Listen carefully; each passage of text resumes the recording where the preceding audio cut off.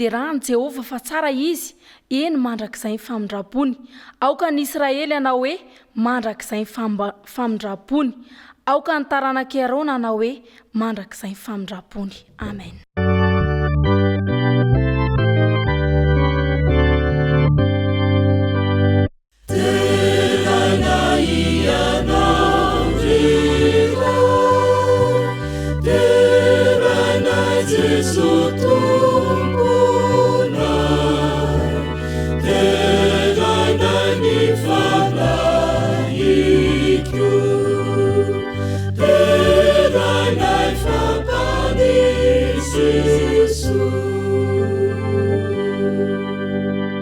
rainay izay anandranitra anao rery ihany anie ny voninahitra ankehitriny dia mangataka ny fanahinao masina aho mba hirotsaka ao am-poniny tsiraray avy izay mandre izao teninao izao ary mino izay fa izany fanahinao masina izany dia hanokatra ny varavara amponay mba hidiranao ao anatinay tsiraray avy ary mba ho tony ny fanafody manasitrana anay izany ny anaranao Jesosy Kristy ny anonana ny vavaka amen.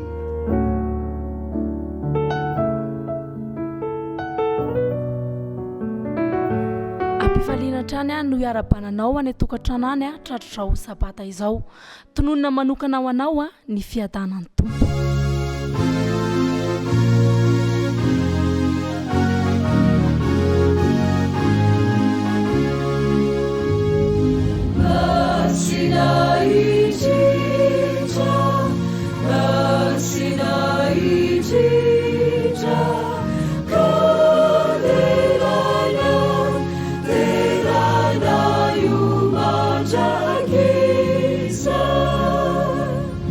If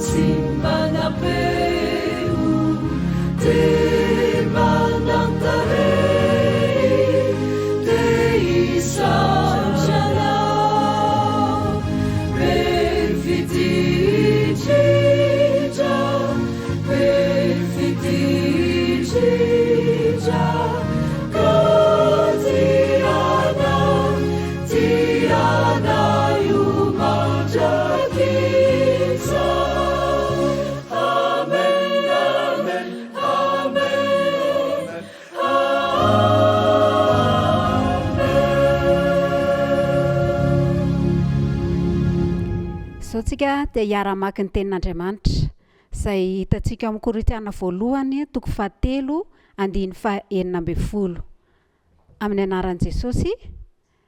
Tsy fantatrareo va fa tempolin'Andriamanitra ianareo ary ny fanan'Andriamanitra mitoetra ao anatinareo. Toy izantsika ao amin'ny Apokalipsy 2:2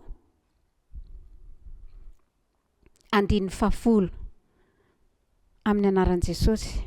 Aza matahotra izay efa hitanareo indro ny devoly efa hanao ny sasany aminareo ao an-tranomaizina mba ho voazaha toetra ianareo ary hanapahoriana afoloana aoka ho mahatoky hatramin'ny fahafatesana ianareo dia omeko anao ny satroboninahitra fiainana. Amen.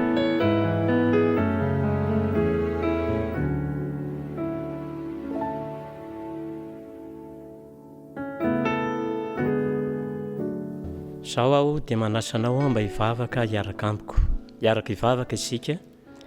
Andriamanitra o rainay izay ny an-danitra, voninahitra ho anao any amin'ny avo indrindra, fidanana ho ny olona kasitrahanao ety ambony tany, ho amasinina ny anaranao. Mankasitraka indrindra ray malalo noho ny fitiavanao sy ny famindram-ponao lehibe, noho ny fitantananao ny fiainanay nandritra izay nemana izay, satria nandalo ady izay, tao anatin'ny hafin'ny fiainana izay, nandalo aloko ny fahafatesana zahay, dia teo anao nampitanay sy nikarakaranay. Ankehitriny izay dia nomenao fandresena lehibe tratry ity sabata masina ity. Koa ho anao any ny haja sy ny voninahitra mandrakizay. Ankehitriny nefa Andriamanitra dia mahatsiaro izay ny fahalemenay sy ny fahotanay, vitanay nandritra izay nemana izay. Ankehitriny izay dia mangataka ny fahasoavana izay nomenao tamin'ny alalan'i Jesosy Kristy. Mangataka izay mba hokosehina amin'ny ran'i Jesosy ny fahotanay. Levony zany Andriamanitra ary aoka mba ho vita fihavanana aminao izay ary atsapa fifaliana sy fiadanana amin'izao fotoana izao. Ankehitriny Andriamanitra dia mivavaka ihany koa izay ho nitondra ny teninao, aoka Jesosy malalo ny fanainao no ampiteny azy, ka ny teninao dia ho fiainanay, hanaovanay fanandramana eo amin'ny fiainanay manontolo mba nomezana voninahitra ny anaranao. mivavaka koa zahay nejaniza naizanaiza toerana ndrenesana zao vavaka izao dia mivavaka zay ho an'ireo tsy salama. aoka tompo ny tananao nikasika ny aretina rehetra ka mba ho salama izy ireo amin'ity andro an'io ity satria izao fotoana izao dia fotoana fanasitrananao reo olona. ao koa ireo sahirana izay ao anatin'ny olana amin'izao fotoana izao. Ianao ny vahaolana azo antoka mangataka anao tompo mba hamahazany olana izany ka mba hivoaka ampiadanana sy ampifaliana izy ireo amin'ity andro androany ity. Zay rehetra votononay ka mahasoanay tsirairay avy dia aoka tompo ny fahasoavanao sy ny fitahinao ny ho amin'ny tsirairay avy amin'ity andro an'io ity. Fa tononay angatanay mivavaka amin'ny anaran'i Jesosy Kristy irery ihany. Amen.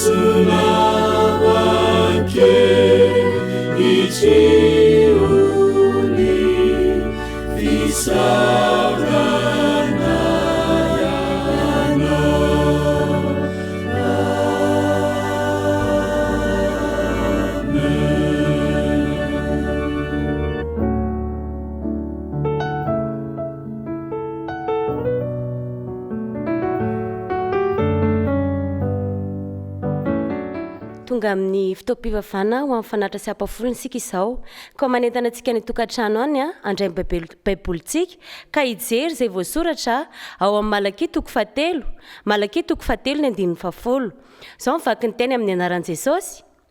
Entinareo ny fahafolo-karena rehetra ho ao amin'ny trano firaketako mba asiakanina ao an-tranoko ary izaho toetra amin'izany ao Jehova tompony maro raha tsy hovahako ny varavaranlanitra ho anareo ka ampidinako fitahinana mananambiampy ho anareo.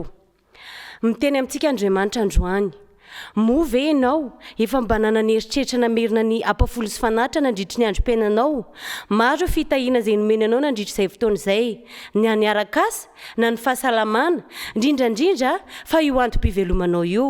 Zavatra tsotra ny takian Jesosy aminao androany dia ny mba hamerina anao ny fanatra sy ampafolony. Andeha tsika hijery izay voasoratra ao amin'ny Koritiana voalohany. Koritiana voalohany toko 7:12 izao mivaky ny teny amin'ny anaran'i Jesosy. Ary toy izany koa ianareo, raha fatra-paniriny zava-panahy dia izay hampandroso ho fiangonana tadiavo indrindra.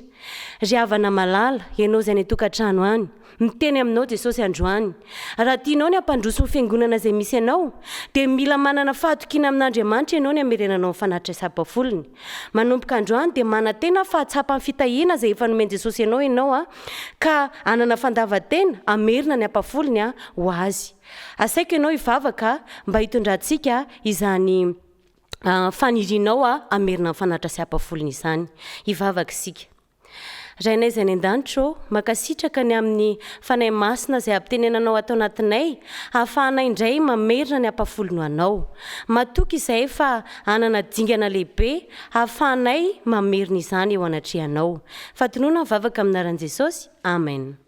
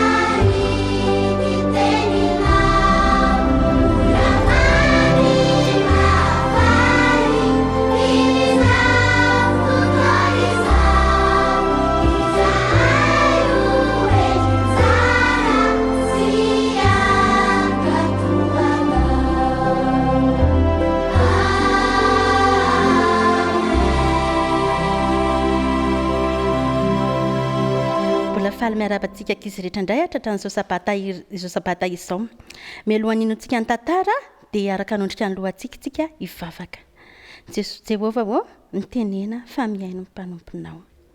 Lohateny tantarantsika androany rakizy dia mitondra lohateny hoe tempolin'Andriamanitra isika. Inona hoe rakizy? Tempolin'Andriamanitra isika.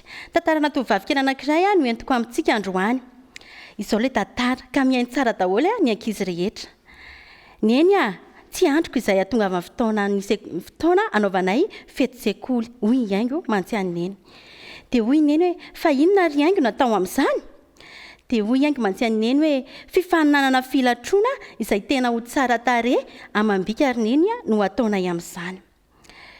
Dia amin'ny oviana izany fotoana izany hoy neny mantsiany iango dia raha oviana dia namaly ny iango hoe ho teneniko amin'ny eny eo ihany fotoana izay anaovana ilay filatroana. Nandeha mivavaka rakizy neny, nandeha niantso an Jesosy, mivavaka nandohalika mba tsy hatafiditra ny iango ao anatin'izany filatroana izany. Tonga ary fotoana izay nanaovana an'ilay filatroana, tonga avy ny iango. Hoy iango hoe neny tsy tafiditra ao anatin'ilay filatroana. Faly neny satria mivavaka nataony neny ary no fihino mafy iango. Dia hoy iango hoe neny tsy araka ny sitrapon'Andriamanitra kay ilay filatroana izay saingy nataoko. Aikaka an'ilay izy manao fitafy tsy mendrika araka ny tenin'Andriamanitra satria izany filatroana izany kay neny manao akanjo manara-batana dia manao akanjo reny akanjo fetina filomanosany reny. Dia faly rakizy iango satria nanina? Faly neny satria zaza endry iango. Dia izao rakizy mifanontaniana apetraka amintsika amin'ity an'io ity. Inona moa no zavatra saingy nataony iango? Ie, fifaninanana filatroana. Ianao koa efa naniry fatratra teo amin'ny fiainanao mba misy zavatra faniriana lalina teo amin'ny fiainanao nefa tsy tanteraka. Ohatra hoe ny fanaovana baolina amin'ny andro sabata sy ny finanana an'ireo zava-padiana rehetra izay tsy araka ny sitrapon'Andriamanitra ka manimba ny tena. Faly rakizy Jesosy rehefa mahay ny ankizy rehetra fa tsy azo atao izany rehetrarehetra izany. Izao no voalaza amin'ny soratra masina. Vakitsika amin'ny anaran'i Jesosy. Tsy fantatrareo va fa tempolin'Andriamanitra ianareo ary ny fanahin'Andriamanitra no mitoetra ao anatinareo. Amen. Iaraka hivavaka isika rakizy. andriamanitra mbola fala misaotra anao izahay fanomenao an'izany teny izany eny fantatray koa tokoa jesosy fa tempolin'andriamanitra izay ka tokony hanajanyizany tempolin'andriamanitra izany amen.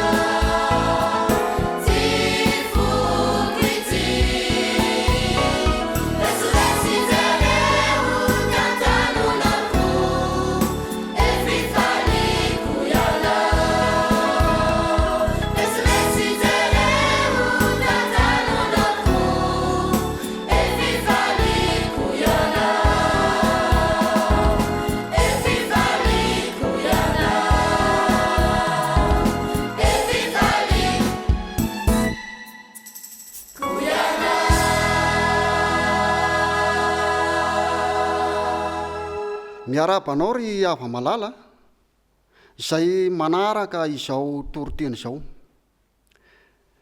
mety any amin'ny toerana samihafa any misy anao ankehitriny ka de tononiko aminao ny fiadanan'ny tompo. Izahay moa dia avy ao amin'ny fiangonana adventista mitandrina ny andro fahafito ao ambany avaratra distrikan'ny Ivato aéroport. Manonona ny fiadanan'ny tompo amintsika tsiraray avy any amin'ny toerana rehetra izay misy antsika any. Tsapa manko fa miaratsy hatrany ny fiainana ankehitriny ary tsy lazaina tsony ireo aretina sy fahoriana maro izay mianjady ny tsiraray avy. Asa raha mbola misy samiteny ihany amin'izao fotoana izao hoe manam-pahasambarana. Tsapa fa miaratsy hatrany ny ilay miamasika hatrany ilay fahavalo izay manao ny ainy tsy ho zavatra ka manao izay avariana ny tsiraray avy tsy hanam-pifandraisana amin'ilay mpahary azy. Ary fitaovana voalohany izay ampiasain'ny Satana dia ny rotorotom-piainana isan-karazany izany. Apetraka ary ny tsiray ny fanontaniana ankehitriny hoe mbola hiaina ao anatin'ny atao hoe lalan-dririnina ihany ve isika ka anadino sy anaiko fatorana ao anatiny zany atao hoe fahazarana izany. Hoy aho hoe izany rehetra zany no miseho de satria manam-pahavalo isika, manam-pahavalo isika. Andao hiady, andao hiady, anokatra ny tenin'Andriamanitra isika koa manasanao aho handray ny hiaraka hivavaka amiko a handray ny fanahy masina. Vavaka isika.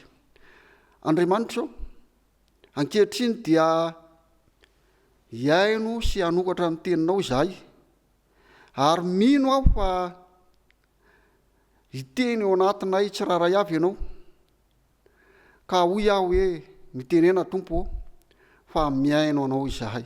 Amin'ny anaranao Jesosy Kristy no hanonana izany vavaka izany. Amen. Ato amin'ny Efesianina 4:9 ka ny 12 dia misy vaky teny toy izao amin'ny anaran'i Jesosy. Efesianina 4:9 ka ny 12. Fa isika tsy mitolona amin'ny nofamandra, fa amin'ny fanapahana sy ny fanjakana izao fahamazinana izao dia ny fanahy ratsy eny amin'ny rivotra izany. Tsy nofamandra fa fanapahana sy hery ratsy eny amin'ny rivotra, izany no fahavalontsika. Indraindray dia misy mihevitra fa ireo nofamandra izy moa izany ny olombelona samy ny olombelona ihany, mety ho mpiara-miasa, mety ho namana, mety ho mpianakavy, mety ho mpiara-miasa, mety ho mpiara-mivavaka. Ireo ihany no indraindray heverin'ny sasany fa fahavalo. Mazava ny tenin'Andriamanitra fa ny fahavalontsika dia ilay tsy hita maso, tsy azo tolomina, fa fanahy ratsy eny amin'ny rivotra izany. Ny hafa koa aza dia mieritreritra fa ianao mihitsy no fahavalo, dia mitady hevitra izy ny hanombananao. Eny, ny hahafaty sy ny haharesy anao mihitsy aza. Inona moa no mampiady matetika?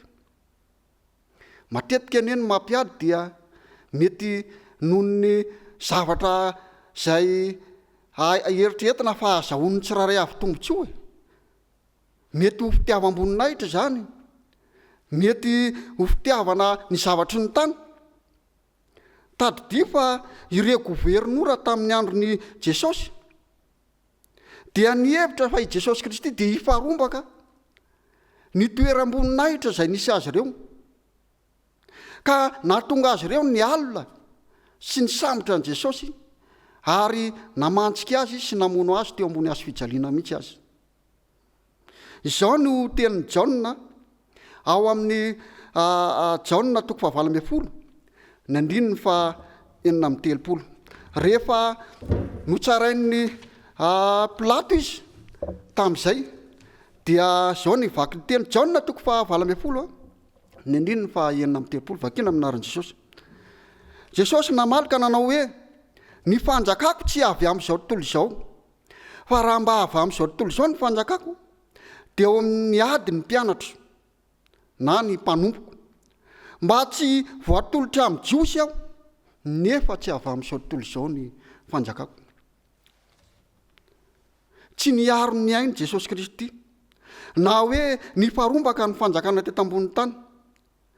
Ny nofony no azony Satana novonoana sy nanaovana izay tiany atao, fa ny fanahiny ilay Jesosy kosa dia tsy nanana ny Satana fahefana. Tadidio fa raha ady no ny faharombahana ny fanjakana tetỳ ambony tany dia hoy Jesosy mba niady koa ny mpianatra. Tadidio fa ny mpianatra Jesosy dia tsy nisaraka fitaovam-piadiana. Zao ny tenin'ny sasany tamin'ireo mpianatra ireo rehefa hosamboriny Jesosy tao amin'ny lay saha anankiray Getsemane: hamely any sabatra va izahay?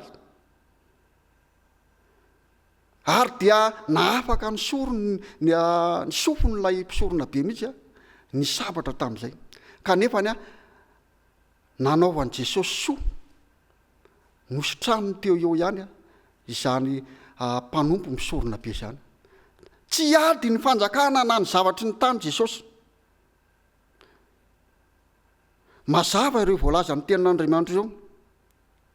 Tsy ady ara-nofo, na ady hita mivantana, na ady mba hiarovana ny aina, fa ady ara-panahy. Izay ilay tiana ambaro anatin'izy, ady ara-panahy. Ao amin'ny Matia 10 ka mahazo ny 9:20 dia misy vaky teny tahaka izao amin'ny anaran'i Jesosy Kristy. Ary aza matahotra izay mamono ny tena nefa tsy mahay mamono ny fanahy, fa aleo matahotra izay mahay mahavery ny fanahy sy ny tena. Iza moa lay mahay mamono ny tena? Mazava ho azy, i Satana izany, izy dia mahay mamono nyity nofontsika ity. Ary iza kosa lay sady mahay mamono ny tena no mahay mamono ny fanahy? Tsy iza zany fa Jesosy. Hoy aho hoe raha samy atahotra ihany, andeha atahotra an'Andriamanitra isika, fa io ilay namorona antsika, io ilay tompontsika. Fehtsy dia fehtsy nefa Satana, olona ihany no ampiasaina hanao ny sitrapony. Eo isika no mila mandinika. Tsy ilay olona akory no fahavalo, tokony hankahalana na tokony hitolomana, fa i Satana. Mety isika no hampiasainy hamely ny hafa, ary mety ny hafa ihany koa no hampiasainy hamely atsika. Aza atao tsara nefa ny miaro ny fanahy amin'izany rehetra izany, amin'izany faharatsiany Satana izany. Ato amin'ny Petera 2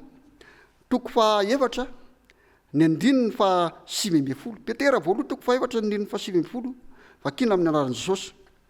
Koa izay mitondra fahoriana araka ny sitrapon'Andriamanitra, dia aoka ny fahasoavana na ny fanaova-tsoa no anolorany ny fanahiny ho an'ilay mahatoky, dia ilay pahary azy. Jesosy Kristy nanao asa soa ary nahavita ny adiny ka nanolotra ny ainy. Nanao asa soa izy satria ny ainy no nanaova ny asa soa. Aoka hozy izy ny asa soa no anolorany fanahiny. Asa soa no nanolorany Jesosy ny fanahiny teo ambony hazo fijaliana. Asa soa hatrany nataony. Tsy fahavalony akory ireo miaranila sy ireo misambotra azy ireo, fa izy dia maty noho ireny. Ato amin'ny Timoty 2 ny 9:12 dia izao mivaky ny teny: miadia ny ady tsara ny finoana, hazono ny fiainana mandrakizay. Miadia ny ady tsara ny finoana. Ady tsara ny finoana no tokony ataony tsiraray avy. I Paoly ihany koa dia nahavita ny adiny izy ary nahavita ny fanaovan-tsoany tamin'ny alalan'ny asa maro izay nataony. Hoy izy ao amin'ny Timoty 2 ny 9:7 ka hatramin'ny 9:9. Efa niady ny ady tsara aho, nahatanteraka amin'ny fihazakazahako aho, nitahiry nofonoko aho, hatr'izao dia tehirizina ho aho ny satroboninahitry ny fahamarinana izay omen'ny tompo tsara marina. Fa nipetraka amin'ny fanontaniana amin'ny tean'ity hoe ary isika ahoana? Efa voalaza tao fa ady tsara ny finoana ny tokony atao, fa hoy aho aminao hoe aza matahotra, fa ny fanaova-tsoa no zavatra izay atahorany Satana indrindra. Inona moa reso ireo? Ny fahamarinana, ny finoana an' Jesosy Kristy, ny firaisana amin'i Jesosy Kristy. Rehefa ianao no mahatanterak'izay dia mandositra ho azy Satana. Vaky teny farany amin'ny tean'ity dia ao amin'ny Apokalipsy 2 ka ny 9:10. Apokalipsy 2 ny 9:10 amin'ny anaran'i Jesosy Kristy: aza matahotra izay efa hiaretanao. Indro ny deboly hanao ny sasany aminareo ao hatramin'ny maizina, mba ho voazahty oatra ianareo. Aoka atoky hatramin'ny fahafatesana ianao, dia omeko anao ny satroboninahitry ny fiainana. Tsy hatramin'ny maizina ihany no mety no azotsika avy amin'ireo fahavalo izay ampiasain'ny satana fa mety sy fahoriana maro isan-karazana ka hoy aho hoe andresy itsika ary ho mpandresy satria efa naresy ilay fikiritsika dia Jesosy Kristy izany. Amin'ity an'ity dia engany hoe mba samy ho tahin'Andriamanitra antsika ka andresy ilay fahavalo miaraka amin'i Jesosy Kristy. Hiaraka hivavaka isika angataka ny tompo izay fandresena izay. Andriamanitra rainay eo midera sy mankalaza ary misaotra anao izay no ny teninao izay mampahafantatra anay fa manam-pahavalo izay dia i Satana izany. Misaotra anao koa izay satria hay tsy ny manodidina anay no fahavalonay fa i Satana, ka ny fifikirana aminao ihany no handresenay an'izany Satana izany. Ka mino izay tompo fa ho mpandresy satria miaraka aminao izay. Amin'ny anaran'i Jesosy Kristy, amen. Fiadanana ho anao. Amen.